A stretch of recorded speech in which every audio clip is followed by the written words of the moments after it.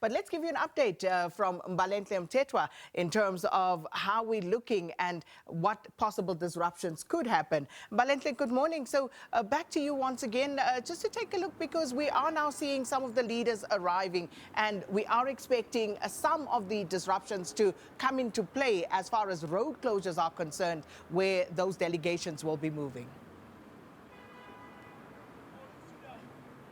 Well, certainly, Sakina, what we do know is that these road closures are a security measure, and particularly at the airport, you will know that the delegates and the international delegates that are going to be arriving at the airport will be using a separate exit point from the commercial flights, meaning that those who are traveling using commercial flights, those flights will not be disrupted. However, traffic has been redirected and has been stress tested to see if these contingency plans are effective and are able to direct traffic towards alternative routes. And that is what came out of a media briefing that happened earlier this week with the Transport Minister. Great efforts really to try and ensure that traffic flows quite freely, even though there are road closures.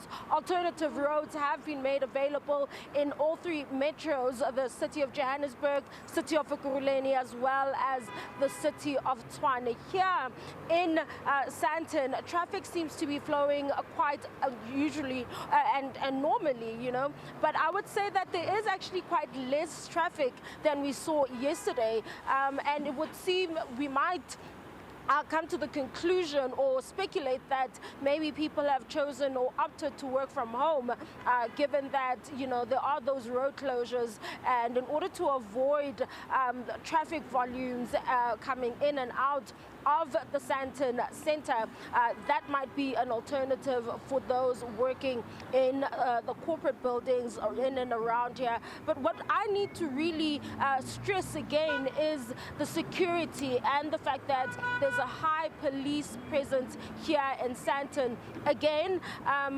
big police vehicles or police signalas are stationed outside of the hotels where delegates or international delegates or global leaders are all expected to be staying at.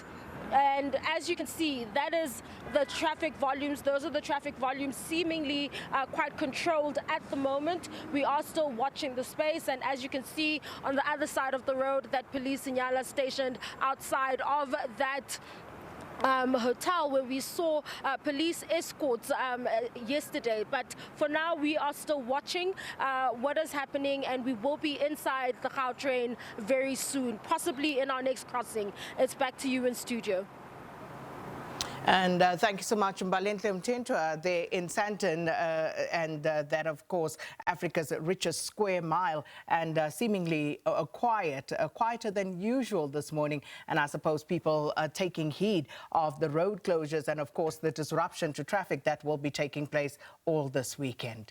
Now, this morning, more international representatives are also arriving at the OR Tambo International Airport, as well as the Waterkloof Air Base. And let's just take a look at what happened earlier. And this is, of course, where the Prime Minister of Vietnam, his arrival at the OR Tambo International Airport, where he was received by John Steenhuisen, the Minister of Agriculture. And this is what we've already had sight of this morning. There will, of course, be more of these arrivals. And as the host broadcaster, SABC News will make sure that you know exactly who is arriving and when.